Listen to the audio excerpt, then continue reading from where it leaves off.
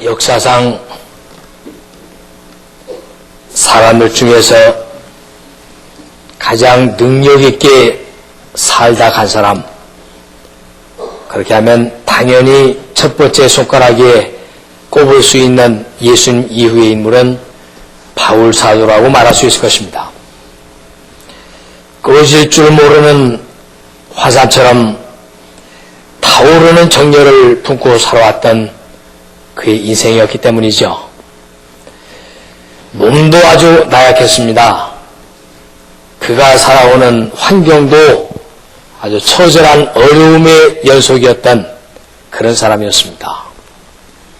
그러나 삶의 능력을 상실하지 않은 채 위대하게 살아왔던 사람은 바로 바울 사도입니다. 예수님이 오신 이후에 예수님을 따르는 그 많은 사람들 중에서 예수님을 닮고자 애를 썼던 그 많은 사람들 중에서 가장 예수님을 많이 닮았던 위대한 인물, 그러면 바울일 것입니다. 지난 2000년간 교회 역사에 우뚝 솟은 거대한 봉우리처럼 많은 사람들이 그를 우러러보고 바라다보면서 예수님의 모습을 그에게서 찾았던 인물, 멈출 수 없었던 상실됨이 없었던 힘과 그리고 능력 안에서 모든 것을 할 수 있었다라고 고백했던 바울.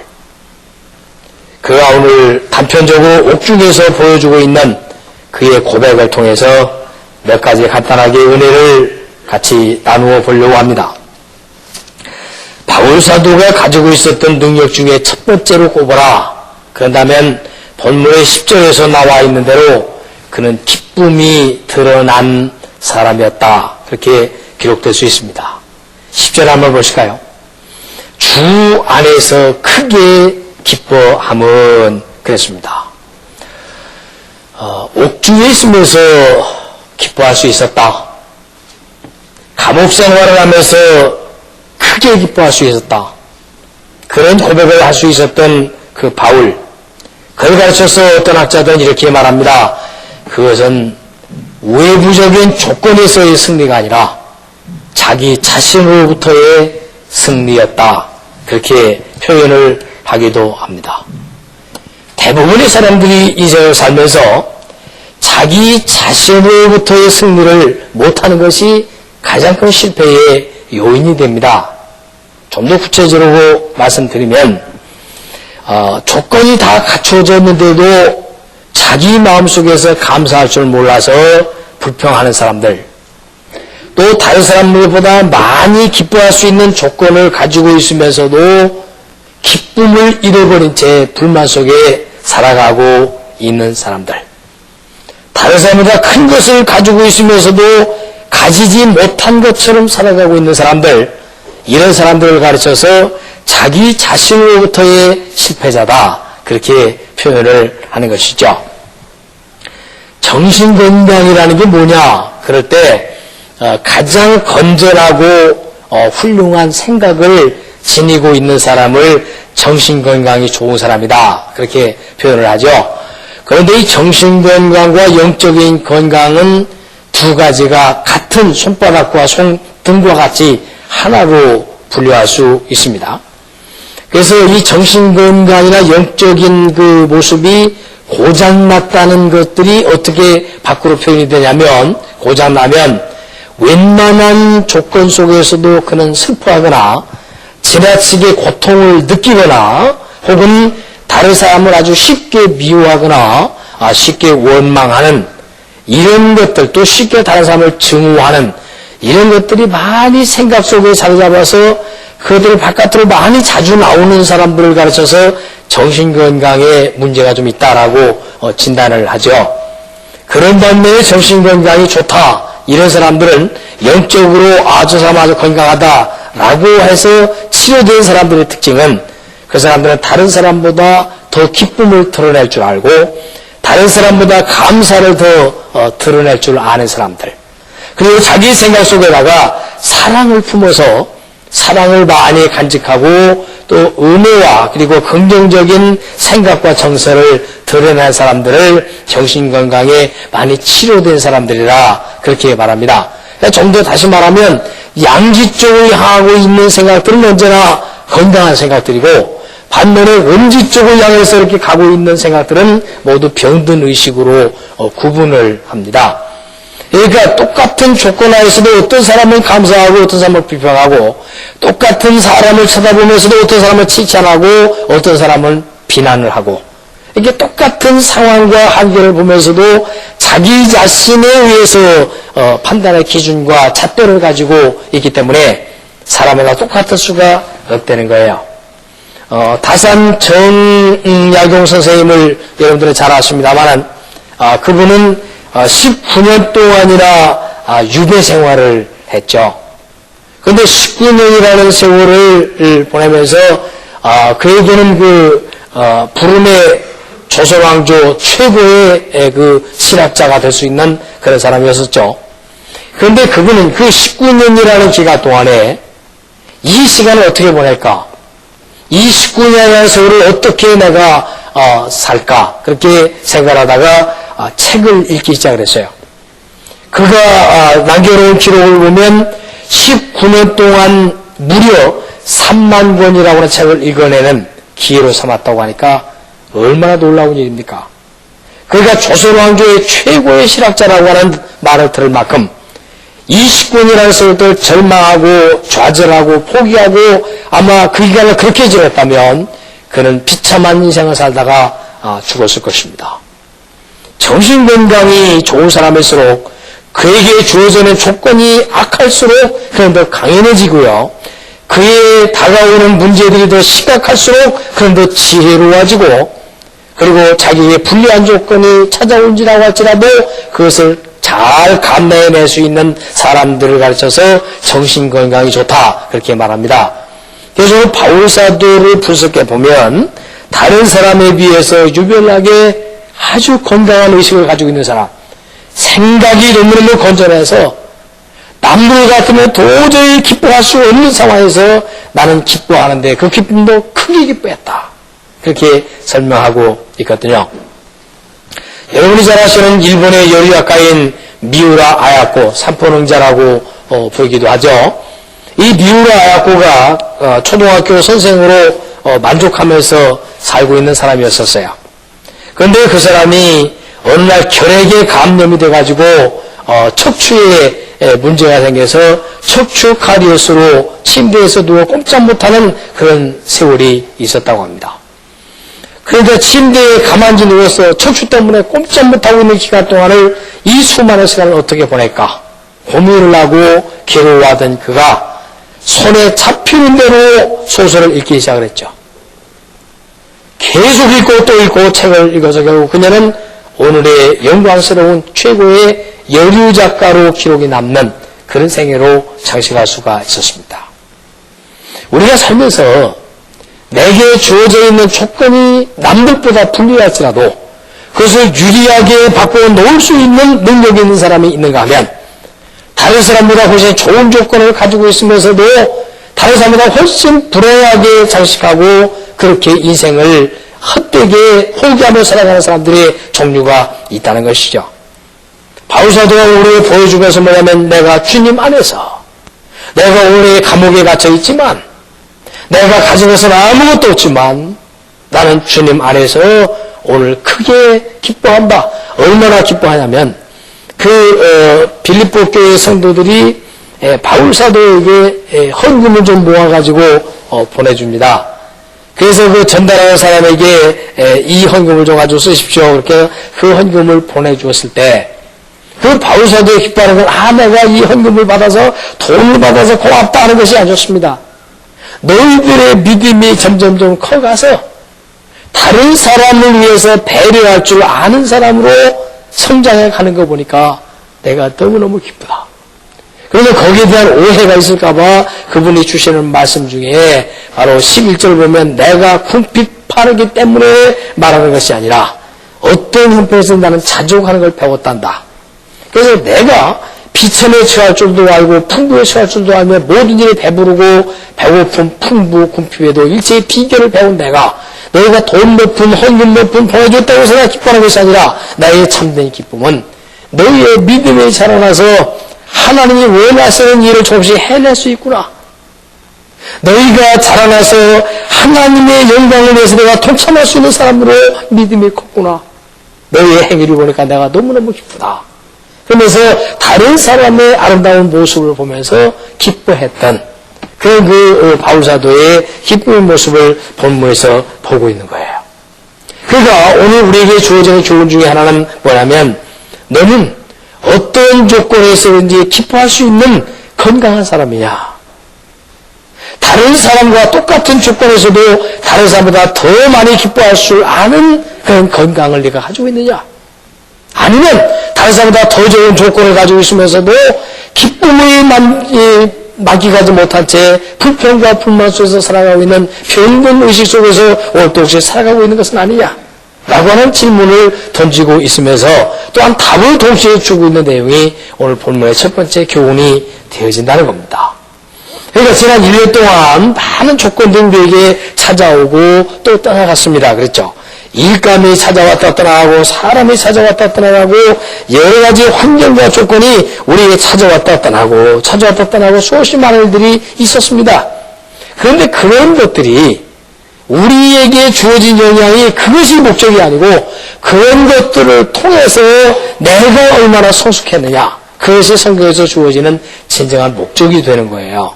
아 그래 내가 이런 일들에 대해서는 어떤 반응을 보였던가 나는 그런 일을 만났을 때 어떤 모습으로 그 일을 감당해 왔던가 나는 지난 1년 동안 내가 얼마나 성숙한 의식을 가지고 내 삶을 장식하며 살아왔던가 라고 하는 것을 돌아볼 수 있는 것이 오늘 마지막 주일에 주어져 있는 이 교훈이며 우리의 자신을 살펴볼 수 있는 기회라는 것이죠. 찰스 스퍼전 목사님이 그 세상을 떠나시면서 그분이 돌아가시기 전에 이렇게 고백을 했습니다. 하나님, 그토록 귀하신 생명을 82년 동안이나 내게 빌려주셔서 감사합니다. 이제 하나님께서 주셨던 이 생명을 하나님께 도로 반납하겠나이다 라고 하는 마지막 기도를 하고 그는 하나님의 부르심 받고 생애를 마쳤습니다. 그런데 그분이 언제나 설교서에서 강조하고 있는 것 중에 하나가 당신의 영혼이 하나님에게 초점이 맞춰 있다고 한다면 당신의 영혼은 반드시 건강해질 것이다. 당신의 영혼이 예수 그리스도와 함께 관련을 지어지고 살아간다고 한다면 당신의 생활은 정말로 복받는 생애가 될 것이다. 세상 것에 너무 초점 맞추지 말고 세상 것에 의해서 좌우되지 말고 예수 그분과 하나님에게만 맞춰 있다면 다른 것들은 당신에게 도구가 되어질지언정 그런 것들 때문에 슬퍼하거나 그런 것 때문에 노여워하거나 그런 것 때문에 무너지지 않게 될 것이다. 제일 중요한 것은 당신의 영혼이 이제 운영에서 하나님에게 정말로 초점이 맞춰 있는가? 당신의 인생의 보물과 같은 예수 그리스도에게 당신의 생애가 잡혀져 있는가? 그걸로 인해서 당신의 생애와 열매는 구분되어질 수 있을 것이라고 설명했던 일이 있습니다. 오늘 바울 사도는 그 부분에서 그렇게 말합니다. 내가 주 안에서 크게 기뻐하는 것은 너희가 나를 생각하던 것이 이제 다시 싹이 나미니 너희가 또한 이를 위하여 생각은 하였으나 기회가 없었는데 그런 열매가 너희에게 나타난 거 보니까 너무너무 내가 기쁘다. 그렇게 기쁨을 표현하는 승리자였다는 것이죠. 두 번째로 주어지는 교훈은 바로 11절에서 주고 있는데 내가 자족하기를 배웠다 하는 이 자족, 곧 만족이라는 말이죠. 그런데 왜 만족이라는 말을 쓰지 않고 자족이라고 썼을까요? 만족은 내가 원하던 것, 내가 바라던 목표가 성취됐을 때 그걸 만족이라고 말하고요. 내가 높은 기준을 세웠다가 그 기준에 따라서 뭐가 이루어졌다고 할 때 우리는 만족하다. 그렇게 말하면 그걸 100% 채워졌다. 그럴 때 만족이라고 말합니다. 그런데 여기서 자족이란 말은 그 말과 다른 말인데 이 말은 내가 어떤 형편에서든지라고는 전제가 붙어 있으니까 나에게 100%가 채워지지 않았을지라도 내게 50%만 채워졌을지라도 나는 감사할 수 있다. 그렇게 해서 만들어낸 감사, 그렇게 해서 감사를 느끼고 설명할 수 있는 감사, 그것을 자족이라고 말합니다. 외부적인 조건과 관계없이 나는 내 속에서 감사할 수 있다. 아까 기뻐한다, 그것은 자기 자신으로부터의 해방이고 승리라고 한다면, 오늘 두 번째로 이 자족이라고 하는 말은 내게 주어져 있는 환경으로부터의 승리다. 그렇게 설명할 수가 있습니다. 내게 있는 조건이 다른 사람이 볼 때는 도저히 저것까지 어떻게 살까라고 하는데 나는 그걸로 자족할 수 있다. 저 사람이 어떻게 저렇게 살아갈 수 있을까라고 하는 그 삶의 방식에 관해서도 나는 나 스스로를 자족할 수 있다. 난 저 사람처럼은 못 살아. 난 저 사람이 어떻게 난 죽었을 거야 라고 말하는데도 자족할 수 있는 사람은 다른 사람이 감당할 수 없는 이들을 감당할 수 있다는 것이죠. 그래서 우리 자족이라고 하는 것은 무엇을 의미하냐면 내게 주어져 있는 능력이 내게 주어져 있는 환경에 대한 반응이다. 그렇게 말합니다. 좀 더 다르게 설명드릴까요? 똑같은 환경이 찾아와도 내가 보낼 수 있는 반응은 나만이 가지고 있는 특별한 반응을 볼 수 있다는 것이죠. 어떤 사람은 울고불고 반응을 보일 수 있는가 하면 어떤 사람은 의연하게 반응을 보일 수도 있습니다. 어떤 사람은 인생을 포기하는 반응을 보이는 반면 어떤 사람은 새 인생을 출발하는 기회로 반응을 보일 수도 있다는 것이죠. 인간이란 무엇인가 라고 하는 책을 썼던 그 빅토르 프랭클 박사가 세계 2차 대전 당시에 나치들에 의해서 체포가 됐죠. 유대인들을 무차별로 잡아다 가두고 죽일 때 그는 아우슈비츠 수용소에 수감이 돼가지고 얼마나 인간 이하의 취급을 받았는지 모릅니다. 그래서 비밀경찰인 게슈타포, 이 비밀경찰이 이 빅토르 프랭클을 잡아다가 고문을 하는데 머리에서 발끝까지 아무것도 안 입히고 완전히 옷을 다 빼앗아버리고 맨몸으로 그에게 비참함을 느끼게 했습니다. 가지고 있는 것은 아무것도 없고 그 부부지간에 나눠 가졌던 그 결혼반지 하나 끼고 있었는데 마지막 결혼반지까지 빼앗아갔습니다. 그럴 때 그는 혼자 속으로 기도하면서 나중에 글에다가 쓴 내용인데 그는 이렇게 말했습니다. 당신네들은 내 재산을 빼앗아갈 수 있다. 당신네들은 내 명예를 짓밟을 수 있다.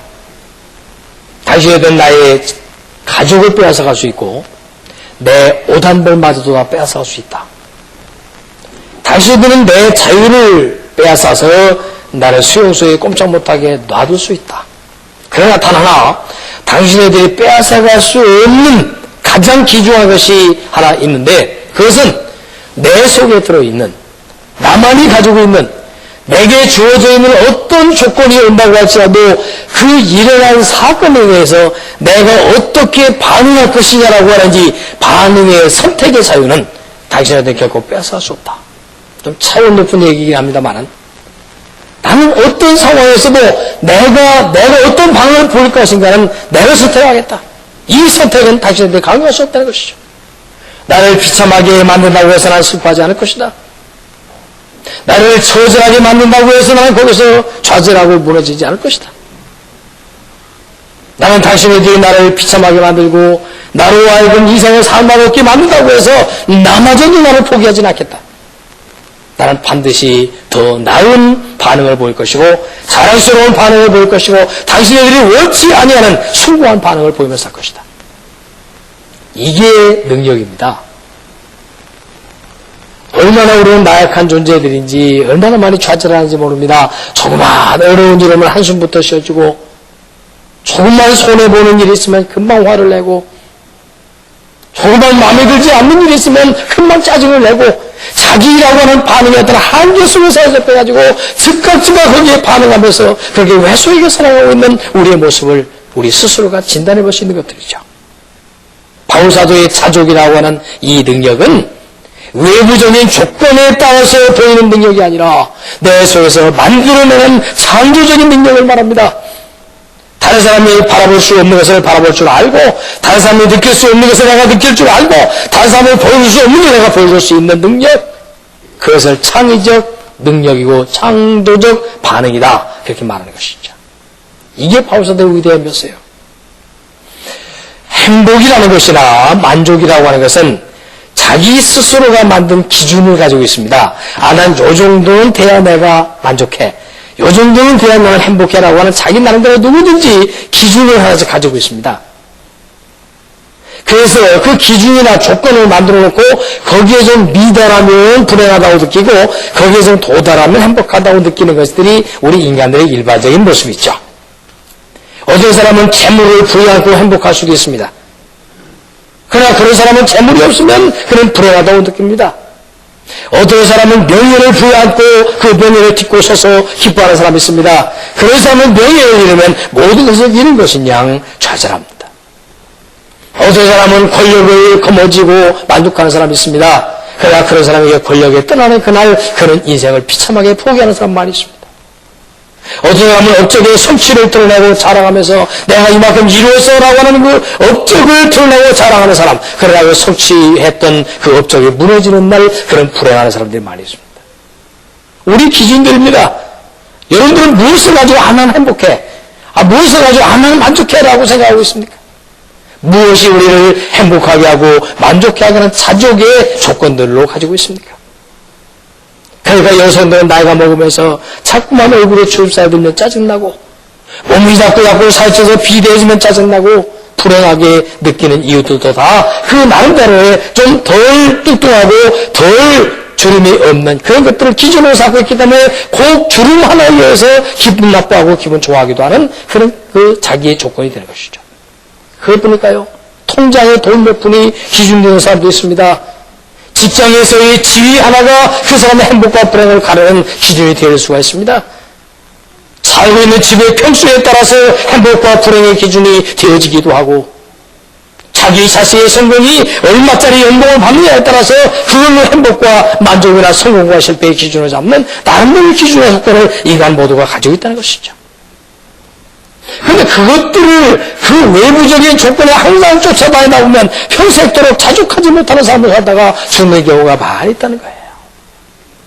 저도 참 나약하고 하찮은 존재라서 교회가 좀 이렇게 자꾸 부흥해 가고 성도가 늘어나고 성도들의 믿음이 좀 점점 자라나고 그래서 의젓한 모습을 보이고 막혀는 제 마음에 뿌듯하고 기쁘다가 어떤 날 성도들이 시험 들어서 흐느적거리고 병 들어서 삐그덕거리고 또 이게 하나님 앞에 의연한 모습을 보는 것이나 병든 신앙으로 주저앉는 것을 보면 제가 한꺼번에 좌절해가지고 어떤 때는 밤새도록 마음의 고통을 당할 때가 많이 있어요. 이게 우리 인간들이에요. 그런 아픔이나 그런 연약함을 안 가지고 있는 사람이 누가 있겠어요? 조그마한 사업을 하는 사람들은 사업이 흐느적거리고 힘들면 좌절합니다. 자기의 육체가 건강하면 좋아하다가도 병이 들어서 흘렸거나 금방 좌절합니다. 다 인간들이 주어져 있는 약점들이고 공통점이죠. 그런데 오늘 바울사도가 우리에게 제시하고 있는 가장 위대한 모습은 뭐냐면 그런 것들을 외부적 조건을 기준으로 삼지 말고 내 마음 속에서 스스로 자족하고 만족해 할 수 있는 어떤 기준을 가지게 됨으로써 너는 만족할 수 있어야 된다. 그러면서 다른 서신서에서 외치고 있는 말이 나는 예수 그리스도 그분으로 인하여 자족을 배웠고 예수님 그분의 생명으로 하여 나는 만족을 배웠고 나는 그분 때문에 행복하게 살아갈 수 있다 라고 하는 그 바울사도의 위대함을 우리에게 잘 보여주고 있죠. 그래서 이런 것들을 가르쳐서 뭐라고 표현하고 있냐면 질을 바꾸는 능력이다 그래요. 우리는 거의 양에 의해서 행복 불행을 판단하죠. 얼마나 많으냐 적으냐, 얼마나 크냐 너무 작냐, 얼마나 높냐 낮냐, 얼마나 풍성하냐 모자라냐, 이런 것 양적인 것에 의해서 좌우되어져 있는 그런 우리의 삶을 바울사도는 질적인 것으로 바꾸는 능력이 있었다는 것이죠. 내게 능력 주시는 자 안에서 내가 일체의 비결을 배웠다. 어떤 비결? 비천에 처할 줄도 알고 존귀에 처할 줄도 알았다. 배고플 수도 있어도 배고프면서도 배고픈 것이었으나 궁핍하고 풍부한 것이었어도 나는 일체의 어떤 상황에도 있는지 나는 그 비결을 배웠다. 이건 이렇게 설명할 수 있겠죠. 환경이 나를 바꾸는 것이 아니라 내가 환경을 바꾸어낼 수 있다는 것이죠. 환경과 조건이 와서 나를 흔들어댄다고 할지라도 나를 흔들리지 않고 내가 환경과 조건을 내 스스로가 바꾸어낼 수 있는 능력이 나에게 있다는 것이죠. 그걸 성숙이라고 말합니다. 2003년도 한 해를 보내면서 우리가 1월 첫째 주일날 송구영신 예배를 드리면서 우리 세 가지씩 목표를 삼은 것이 있습니다. 그 목표를 가지고 1년 동안 살아왔는데 그것을 통해 내가 얼마만큼 성숙했는가. 많은 일들을 겪고 많은 사람을 만나고 숱한 어려움과 즐거움을 겪으면서 나의 영적인 건강이 얼마나 회복되어 있고 삶의 질을 바꾸는 능력이 내 안에 얼마나 자라났는가 하는 것이 오늘 마지막 주일을 보내는 우리의 결산이 되어져야 합니다. 작년도 연말에 2003년도 한 해를 어떤 목표를 세워가지고 살아갈까 그렇게 기도를 하다가 목표를 정해졌던 게 바로 여기 복된 생애를 삽시다 라고 하는 그런 표를 만들었고, 그래서 이 복된 생애는 세 가지다. 하나는 하나님을 만나는 복이고, 두 번째는 좋은 사람을 만나는 복이고, 세 번째는 좋은 일을 만나는 복이다. 지난 1년 동안 이제 내일 모레 31일 날 수요일 날 송구영신 예배를 드리면서 우리 스스로 1년을 한번 결산해 보겠습니다만은, 나는 얼마나 하나님을 만나서 그분 때문에 먼저 될 수 있었던가. 나는 얼마나 좋은 사람을 만났고 다른 사람에게 좋은 사람이 되어주려고 애를 썼던가. 나는 얼마나 좋은 일을 만났고 좋은 일이 아닐지라도 좋은 일로 만들어내면서 나는 살아갈 수 있었던가 라고 하는 것을 점검하는 시간이 있을 거예요. 이것이 우리의 성숙이란 말이에요. 하나님을 만나는 게 중요하지만은 나는 좋은 사람으로서 하나님을 만났던가, 하나님은 나에게 좋은 하나님이 되기를 바라면서 나는 과연 그 하나님에게 좋은 자녀로서의 모습을 보여드렸던가, 다른 사람 나에게 좋은 사람으로 와주기를 바라면서 나는 과연 다른 사람에게 좋은 사람으로 접근해 갔던가, 좋은 일이 찾아오기를 바라면서도 좋지 않은 일을 좋은 일로 바꿀 수 있을 만한 능력이 내게는 과연 있었던가. 그게 지난 1년 동안 점검해야 될 우리의 과제라고 생각합니다. 어떤 연극 배우가 연기를 참 잘하는 배우라서 그가 연극무대에 섰다 그러면 언제나 사람들의 관객이 많이 몰려드는 그런 그 연극 배우가 있었습니다. 그런데 그 연극 배우하고 철친했던 목사님 한 분이 계셨는데 그 두 사이가 너무나 웃겼어요. 어느 날 식사를 하면서 앉아서 이런 얘기를 했습니다.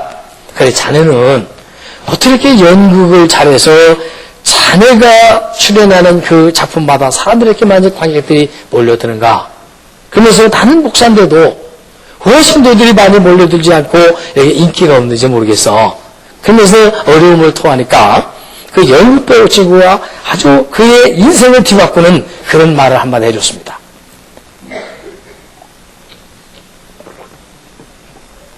나는 말이야, 연극을 하는데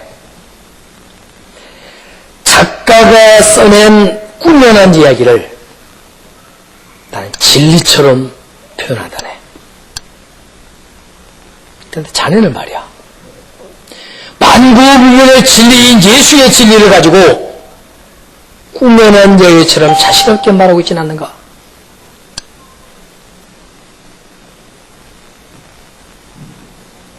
한 사람의 작가가 시각 짧게 하찮게 엮어낸 시나리오를 가지고 나는 내 온몸을 던져서 힘을 주기 위해서 이것이 진짜 진리인 것처럼 나는 연기하며 던졌기 때문에 그 의미를 아는 사람들이 나를 이해해주고 있는 것이고, 자네는 수천 동안 변함없었던 이 진리, 만고불변의 최고의 진리 가지고 설교하면서 이 진리를 꾸며낸 애처럼 자신없게 힘없게 능력 없게 그렇게 표현하는 것 아니냐고 말이야.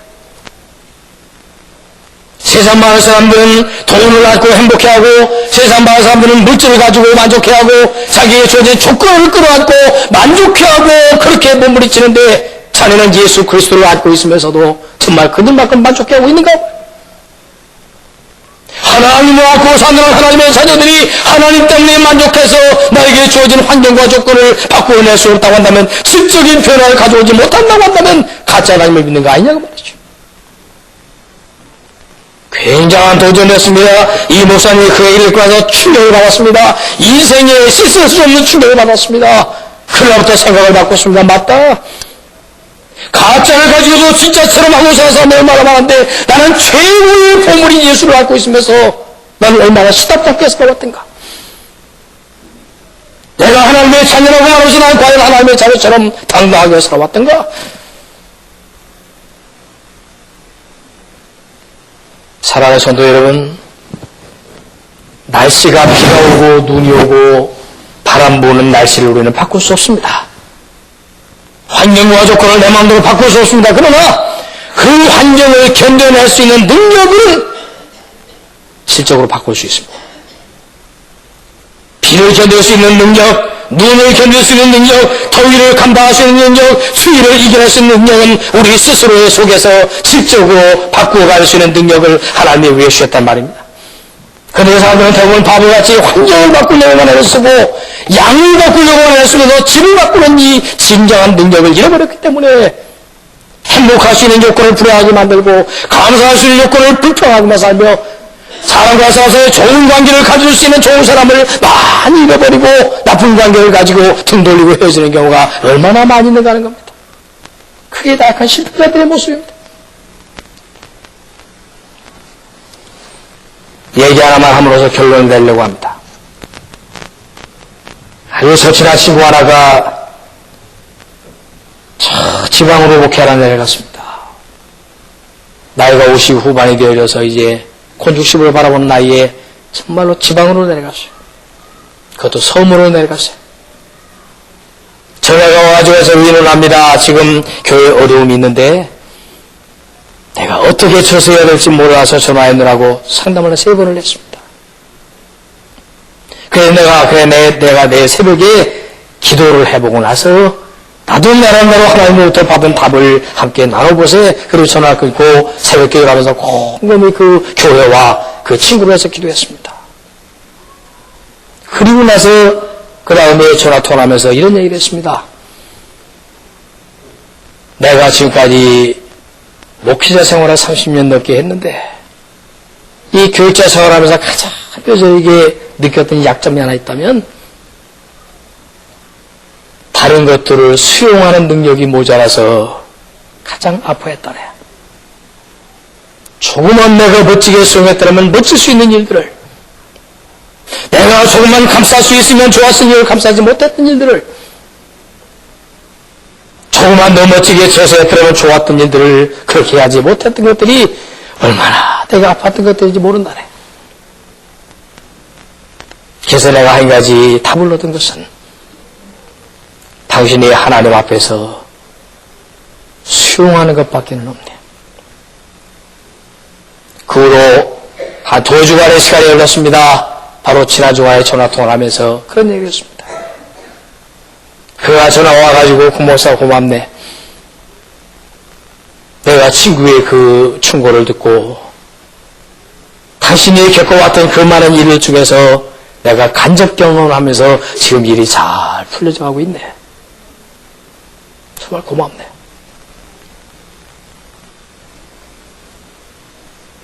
조건을 바꾸려고 하는 우리의 오만함, 환경을 바꾸려고 하는 우리의 교만함, 다른 사람을 내 마음에 맞도록 바꾸려고 하는 우리의 건방짐, 이것들이 얼마나 우리를 불행하게 만들고 다른 사람을 불행하게 만드는지 모릅니다.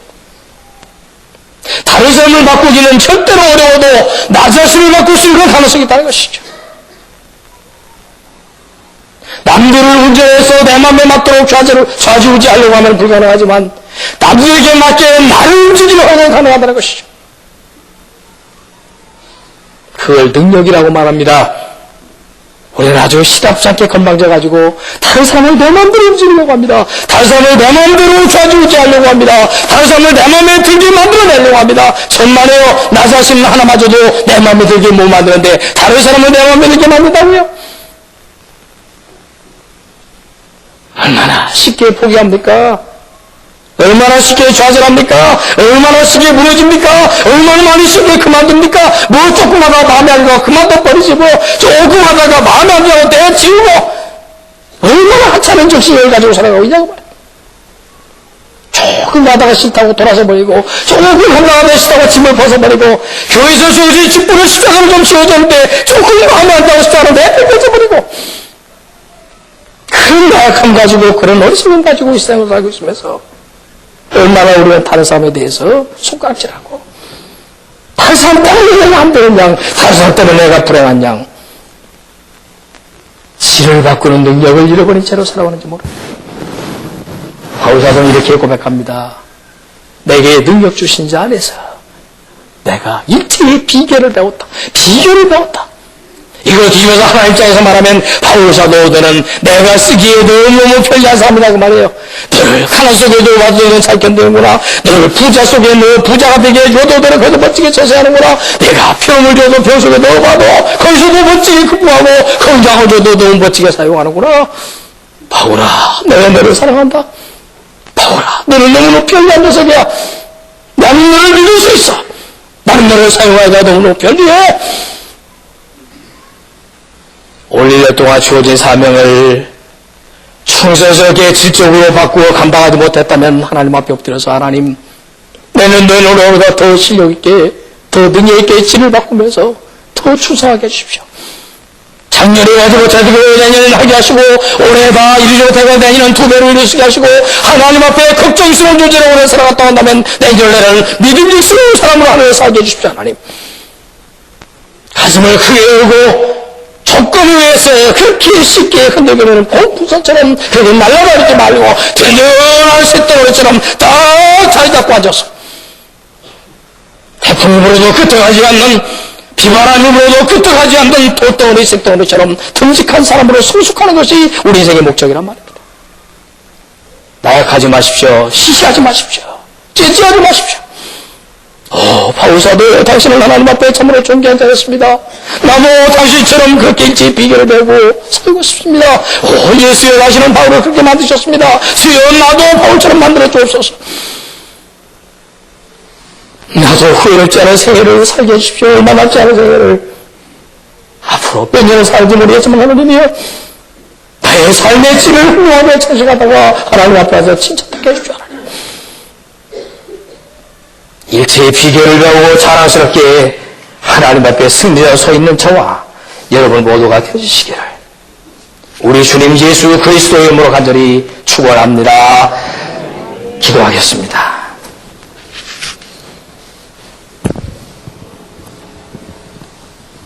자비하신 아버지 하나님, 하나님의 작품인 바울사도를 바라다 볼 수 있도록 기회를 주셨사오니 감사합니다.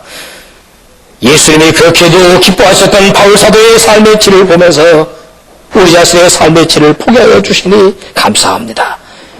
위대하신 아버지 하나님, 바울을 그렇게 사용하시기를 편리하고 기뻐하셨던 것처럼 주여, 저희도 하나님 앞에 쓰시기에 편리한 사람들 되게 하여 주옵시고 사탄이 쓰기에 가장 불편한 사람들이 되게 해주시기를 원합니다. 영원하신 아버지 하나님, 소원합니다. 2003년도 마지막 주일을 보내면서 참못했던 것들을 용서하여 주옵소서. 실패했던 것들을 불쌍하게 해주시옵소서. 무너졌던 우리를 아버지 하나님 긍휼히 해주시옵소서. 자비하신 내 아버지 하나님, 신년도 새 주일을 맞이할 때는 좀 더 성숙한 실적인 모습으로, 좀 더 자랑스럽게 세워진 모습으로 사람 앞에 하나님 앞에 열매 맺는 존귀함으로 설 수 있게 하여 주시기를 원합니다. 내 아버지 하나님, 주어진 십자가를 더 든든하게 붙잡고 더 강하고 힘있게 능력있게 하나님을 장시간으로 칭찬듣게 하여 주시고 하나님의 예비하신 칭찬과 은혜와 능력과 복으로 받을 수 있는 능력자들 모두가 되게 하여 주옵소서. 회개하는 말을 하나님 용서하여 주시고 새 출발하고 있다고 결심하는 영혼들을 받아주시고 그 인물로, 자랑스러운 인물로 이 시대에 우뚝 세워 주시옵소서. 믿습니다. 감사합니다. 우리 주님 예수 그리스도 이름으로 기도하옵나이다. 아멘.